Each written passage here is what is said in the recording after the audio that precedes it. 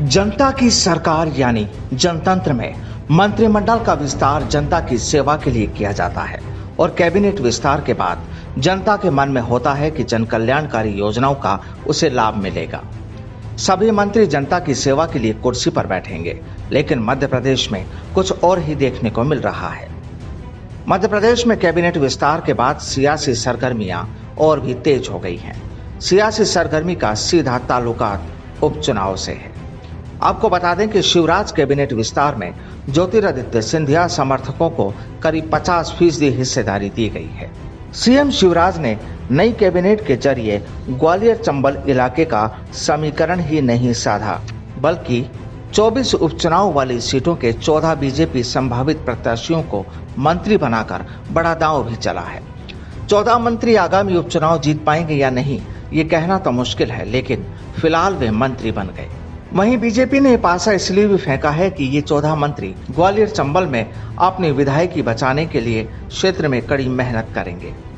मध्य प्रदेश की 24 विधानसभा सीटों पर साल के आखिर तक उपचुनाव होने की उम्मीदें हैं। इनमें कांग्रेस के 22 विधायकों ने ज्योतिरादित्य सिंधिया के साथ पार्टी से इस्तीफा देकर बीजेपी का दामन थाम लिया था। बाकी 2 विधायकों के निधन के चलते सीटें खाली हुई हैं। इन 24 सीटों में से 16 सीटें ग्वालियर चंबल संभाग इलाके की हैं। यहां समझने की जरूरत है कि सिंधिया के बीजेपी खेमे में आने के बाद मध्य प्रदेश में ग्वालियर चंबल इलाके का समीकरण बदल गया है। बीजेपी का अब यह नया गढ़ बन गया है, इसलिए मंत्रिमंडल विस्तार में सिंधिया की पूरी तरह से चली है। महाराज सिंधिया ने जिसे कहा, शिवराज मंत्रिमंडल में उसे शामिल कर लिया गया ताकि उपचुनाव में किसी तरह की कोई हिचकिचाहट ना रह जाए।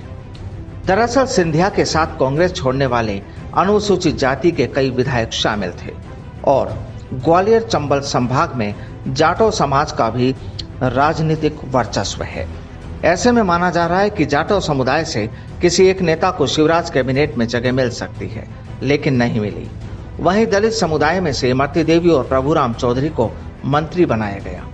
ये दोनों अहिरवार उपजाति से आते हैं। ऐसे में जाटव समुदाय की नाराजगी बीजेपी के लिए नई परेशानी खड़ी कर सकती है। बहरहाल मध्य प्रदेश में कैबिनेट विस्तार में बिना विधायकी के 14 मंत्रियों का शपथ दिलाना बीजेपी को कितना सियासी फायदा मिलता है, यह तो आने वाला वक्त ही बताएगा। Bureau report, the fact India.